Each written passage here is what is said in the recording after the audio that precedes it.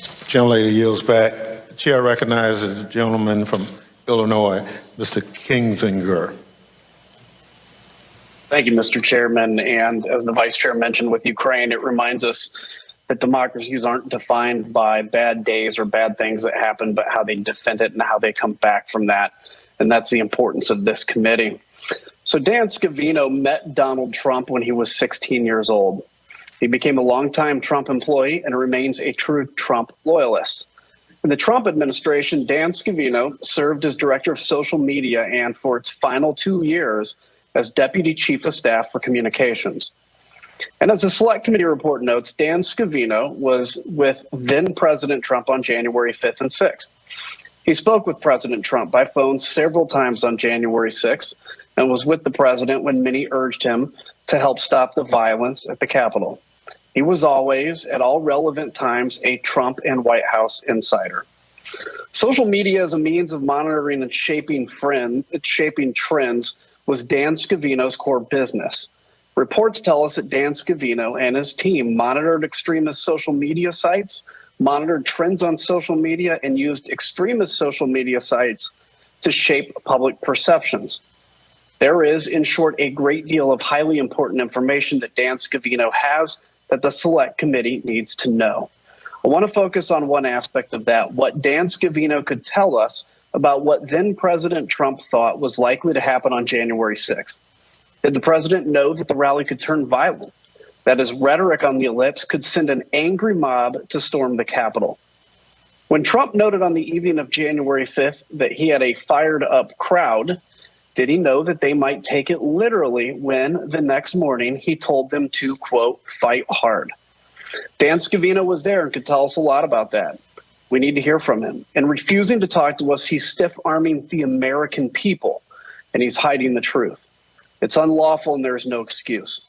Then President Trump asserted that he generally did his own tweets, but he acknowledged that on occasion, Scavino helped to shape them. We know that he often composed social media posts and discussed their language with Trump. With that in mind, let's take a closer look. On December 19th, 2020, Trump retweeted a video that ended by urging viewers to, quote, fight for Trump. And here it is. January 6th was then just 2.5 weeks off. Dan Scavino could tell us something useful about why Donald Trump retweeted that particular message. President Trump also retweeted a video titled, quote, how to steal an election. Among other things, it argued that COVID-19 was created to ensure that Trump would lose the election. And here's that one. QAnon had already retweeted that one by the time Trump did. We'd like to hear what President Trump's director of social media has to say about that.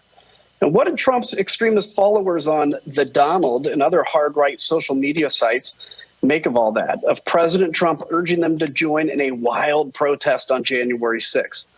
Some of his followers on the Donald French site took it as marching orders. Dan Scavino had every reason to know that they would be violent. Dan Scavino was well aware of what his boss wanted. And to the extremist violent users that used the site like Donald Trump, or like the Donald, Dan Scavino himself sent out a video that a user on the same site understood to be, quote, literal war drums. President Trump had by then been president for a full 4 years with Dan Scavino at his side. They knew that the January 6th crowd could turn violent. They knew exactly what they were doing, and the Select Committee needs to hear directly from Dan Scavino about his and President Trump's role in inciting violence that day. Thank you, Mr. Chairman. I'll yield back. Gentleman yields back. Chair recognizes the gentleman from California, Mr. Schiff. Thank you to our chairman and vice chair for convening us today. Our committee has a singular purpose: to ensure that our nation never again experiences the violence of January 6th, that there is never again an effort to overturn a presidential election or to interfere with a peaceful transfer of power. That is our object, and every single witness called before this panel should cooperate.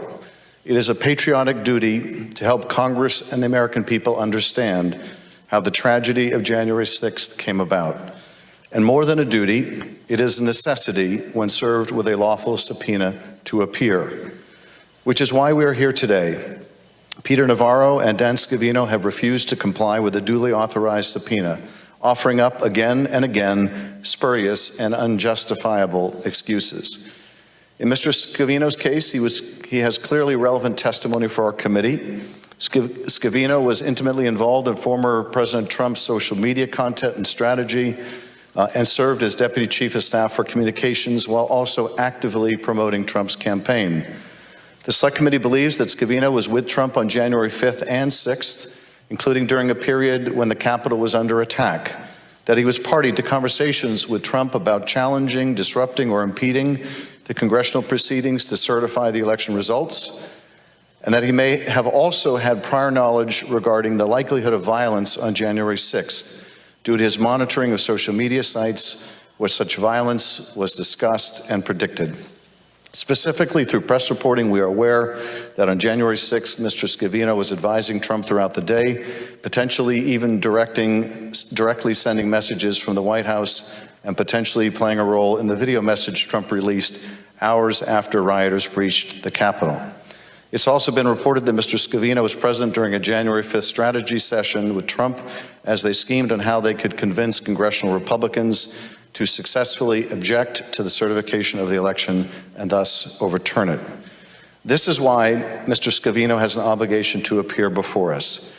Nevertheless, Mr. Scavino claims to be protected under executive privilege, but that claim isn't grounded in the law or reality. Executive privilege doesn't allow for a person to simply refuse to appear before a congressional committee. It doesn't apply to Scavino's campaign activities on behalf of the former president.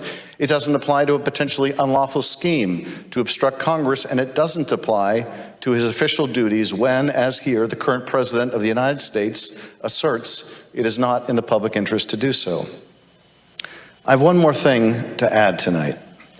The Department of Justice has a duty to act on this referral and others we have sent. Without enforcement of congressional subpoenas, there is no oversight. And without oversight, no accountability, not for the former president or any other president, past, present, or future. Without enforcement of its lawful process, Congress ceases to be a co-equal branch of government, and the balance of power would be to the lasting detriment of the American people. Finally, I want to return to Judge Carter's remarkable opinion, finding that a former president of the United States may have committed a crime and fraud against the United States. The judge said that Dr. Eastman and President Trump launched a campaign to overturn a democratic election, an action unprecedented in American history. Their campaign was not confined to the ivory tower. It was a coup in search of a legal theory. The plan spurred violent attacks on the seat of our nation's government, led to the deaths of several law enforcement officers, and deepened public distrust in our political process. And as the vice chair pointed out, he also said, if the country does not commit to investigating and pursuing accountability for those responsible, the court fears January 6th will repeat itself. That responsibility to investigate and pursue accountability extends to those who hold the highest office in the land or those who hold no office at all. If no one is above the law, then no one must be above the law. We are upholding our responsibility. The Department of Justice must do the same. Good evening from New York. I'm Alex Wagner in for Chris Hayes. We have just watched the bipartisan House committee investigating the January 6th insurrection vote to move forward with a contempt referral. Moments ago, the hearing wrapped up as committee members voted unanimously to hold former White House Deputy Communications Director Dan Scavino and former Trump trade advisor Peter Navarro in contempt after both men refused to comply with committee subpoenas. Those referrals now head to the House for a full vote and then to the Department of Justice, where the Attorney General, Merrick Garland, will be left to decide on whether to criminally indict the two men. Ari Melber is chief legal correspondent for MSNBC and host of The Beat with Ari Melber, and he joins me now. Ari, Video of your interviews with Peter Navarro was just shown in that committee hearing. Part of the reason that was done was to basically tear apart Mr. Navarro's defense that somehow these correspondences, these documents are shielded by executive privilege. Tell us why it's meaningful that Peter Navarro went on your program to talk about what role he played with Mr. Trump in the January 6th insurrection. Well, it was definitely striking. You and I were sitting here. We had no advance notice. We don't know what they're going to introduce. The report that came out today had a brief footnote. But here we saw, as you mentioned, evidence offered. And among the evidence, it's what Peter Navarro has said in public. And that's for two basic reasons, and it's very simple. One, on part of the efforts to overturn the election, Peter Navarro said, I did it. I did it. He calls it a Green Bay sweep. Other people call it a coup. I think folks just saw some of that exchange I and others have had with him. I did it. Number two, he says, I can't talk about it. And the problem with that, Alex, is, Peter, you're talking about it right now. And he has all of the legal rights that are afforded to people, including the possible claims of privilege. But as your question alludes to it, those were shredded by, among other people and reasons, first and foremost, Peter Navarro, because you break your own privilege if you say something so privileged you can't discuss it, and then you release it to the public. That's true whether you do it in an interview, as he did, or in writings, which he also did. And one more point I'll make, because we were just watching that, they both showed some of what Peter Navarro said that was basically confessing. Yeah. But they also showed our exchange where I said to Mr. Navarro, respectfully, you do understand that by talking about it this much, you've broken privilege, and we played those clips. So here we had almost that looking through the looking glass, and then watching that back, and the committee watching it. As for the news, what happens next is a potentially full vote on the House floor. If that passes, and previously it has, when the committee does it, and then Merrick Garland has to decide, are there any indictments here? Well, and there's going to be enormous pressure on Merrick Garland, the AG, to indict these folks, is there not? Stephanie Murphy, a member of the committee, said at the end of her remarks, Attorney General Garland, do your job. Now, so far, Steve Bannon has been indicted. Jeffrey Clark has been indicted. Mark Meadows, it's in a holding pattern, if you will. But do you think Garland moves forward with an indictment of Navarro and Scavino, given where we are and given how flimsy their defense seems to be here? Yeah, this is some of the weakest defense because both Mr. Navarro and Mr. Scavino did not engage in any meaningful way. Mr. Meadows did engage and indeed cooperated to some degree. So whatever you think of Mark Meadows, he did turn over some documents, he did engage and then pulled back. They have very weak claims to say that they can just defy a subpoena outright. Merrick Garland's job is to look at the evidence and just decide whether this is illegal violation of a subpoena or not. When the members of Congress press him, they can share their views, but really the Attorney General shouldn't respond to that. We're seeing that kind of pressure. What the Attorney General must respond to without holding back just because these people were connected or in the White House or they work for someone who might run for president again is there any reason that you can defy this subpoena, right? And there are some privileges that exist and there are some reasons. We haven't heard from Navarro and Scavino anything very credible there, which is what we've documented. So the DOJ has this obligation, and this is a big deal because 750 people have cooperated. Does the DOJ stand with them and the precedent that you have to cooperate with lawful subpoenas almost always, some exceptions exist, or does the DOJ start to stand with the Navarros and the Scavinos of the world? So I think there is pressure on Garland, but I think it would be best if they view it as evidentiary pressure. What's the right thing to do? Not, oh, politicians want this or that. Well, I mean, and the executive privilege claim. I mean, Benny Thompson, the chair of the committee, said at one point, Peter Navarro is not president, right? Like, you don't get to claim that, Peter Navarro. True. And you guys were both employed by the American taxpayer. You don't get to plan a coup as part of your work on behalf of the American taxpayer. You know, we know, partially because we've watched your television program, what Peter Navarro's role is to some extent, right? He's told us what it is, the Green Bay sweep. But Dan Scavino may have been privy to some really important details. Among them, and this was cited in the hearing today, Scavino monitored pro-Trump social media in the days and months leading up to the January 6th insurrection. And it's notable that on, December 19th, 2020, the same day that Trump tweeted, "Big protest in D.C., January 6th, be there, it will be wild." On that same day, users of the Donald.win, which is a website for Trump supporters, began sharing specific techniques tactics, and procedures for an assault on the Capitol. Communications included information on how to use a flagpole as a weapon, how to smuggle firearms into D.C., measurements for a guillotine, and maps of the tunnel systems under the Capitol building.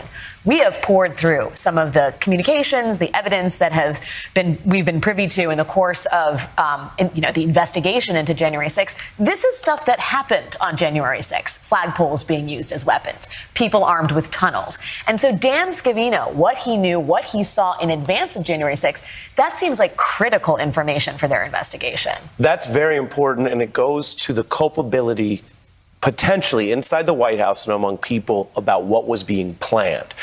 There was a crime spree at the Capitol. There was an insurrection. There's an indicted sedition. Everyone's presumed legally innocent, but there's a sedition conspiracy case. What there has not yet been is drawing legal links that we know about of that back to the White House. And so the evidence you just referenced is, did people have that knowledge? And with that knowledge, and then they say, let's go send people to the Capitol with those kind of things in front of them. The committee is putting that evidence out today. And the president tweeting, "It will be wild. Be there January 6th." Ari Melber, it is always good to see you. You're a principal player in this saga as of right now. Well, probably predating now because of your interviews with Peter Navarro. Always good to see you, my friend. Thank you for having me on a big news night. Thank you. We'll be back with more. We hope you are. We are hoping to bring you a member of that January 6th committee coming up next. We are going to ask her about what happened tonight and about what the committee will do about Ginny Thomas. That's next. Don't go away. Welcome back. The January 6th committee just voted unanimously to hold Peter Navarro and Dan Scavino in contempt of Congress. The matter now goes to the Department of Justice, where Attorney General Merrick Garland will need to weigh in on with a possible indictment or not. In the meantime, the committee is also grappling with what to do about Ginny Thomas, the wife of present Supreme Court Justice Clarence Thomas, now that text messages have been revealed showing her to be involved in correspondence with Chief of Staff, former White House Chief of Staff Mark Meadows. That is an issue that the committee is discussing at present. And I want to bring now our guests, Harry Litman, a former Deputy Assistant Attorney General at the Department of Justice and a former U.S. Attorney for the Western District of Pennsylvania, and Barbara McQuaid is the former U.S. Attorney for the Eastern District of Michigan. She is also a professor of practice at the University of Michigan Law School. Folks, let's just first talk about a little bit about what was litigated in the hearing room just a few moments ago with the January 6th committee. Cited numerous times is a ruling that came out a few hours ago, less than 24 hours ago, from Clinton-appointed Justice David Carter in California, who announced in his ruling that he believes Donald Trump likely committed a crime in trying to overturn the 2020 election. He writes in that ruling, quote, "The illegality of the plan was obvious. President Trump vigorously campaigned for the vice president to single-handedly determine the results of the 2020 election. As Vice President Pence stated, no vice president in American history has ever asserted such authority. Every American, and certainly the President of the United States, knows that in a democracy, leaders are elected, not installed.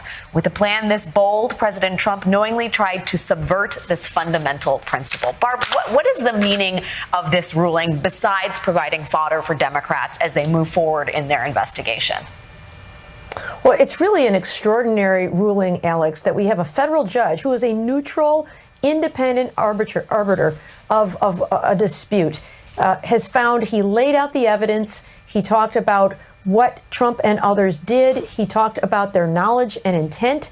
And he said it is more likely than not that they committed the crime of corruptly obstructing an official proceeding, the congressional certification of the election. Now, of course, the context matters here.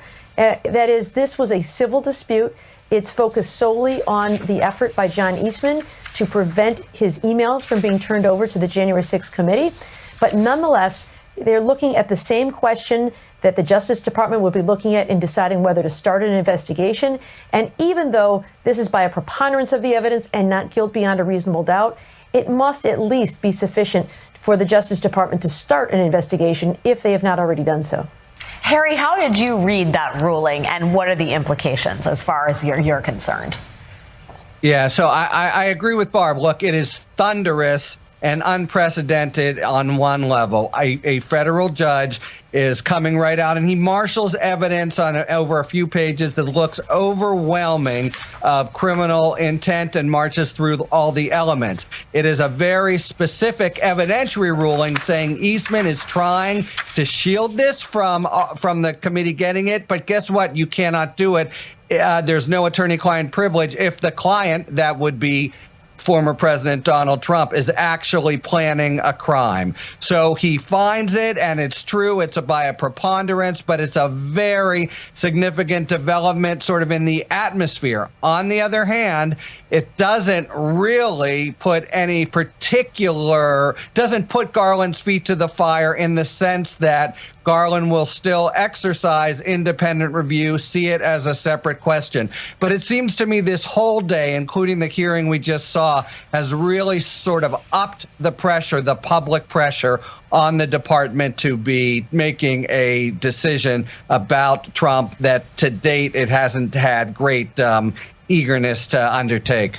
Yeah, we know, I mean, if Eastman's case may end up before the Supreme Court, which brings us to the second development of today, which is if it does end up in front of the court, it will likely be ruled on by all of the justices, including Clarence Thomas. Now, Clarence Thomas is in the news because his wife has a lot of email correspondence with Mark Meadows that puts Clarence Thomas in an awfully uncomfortable position. We are getting reports, Barb, that Benny Thompson, the chair of the January 6th investigation, is saying that he is comfortable with the committee subpoenaing Ginny Thomas to testify in front of the committee, which makes the idea of Clarence Thomas, her husband, making decisions relating to January 6th and its investigation incredibly complex.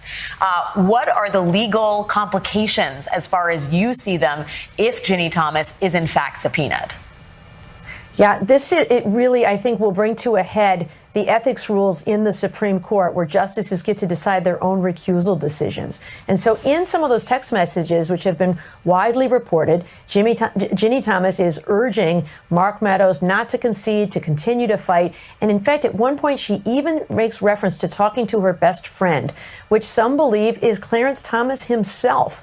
And so, you know, people certainly are entitled to live their own lives apart from their spouse and engage in certain kinds of political activity, even if their spouse is a judge. But when it comes down to a direct conflict, and Clarence Thomas is the one deciding whether she has to testify, for example, that could be a very direct conflict. But even if it is not directly as to her, for example, the decision that the Supreme Court recently made about whether the National Archives should turn over White House documents. He was the only justice who dissented from that opinion. And now I think it fairly calls into question his impartiality. Was that because he really believed that was the right legal decision? Or was he concerned that they were heading down a path where her email messages could be turned over, or her text messages? And so I think that there's a very uncomfortable position there about conflict of interest. When Chief Justice John Roberts is working so hard to try to maintain the legitimacy of the court, that to allow these very deferential recusal rules for Supreme Court justices, I think, could really undermine public confidence in the court. So, Harry, what happens? I mean, what's the likelihood that Justice Thomas says, you know, the right thing to do here is for me to recuse? 2%?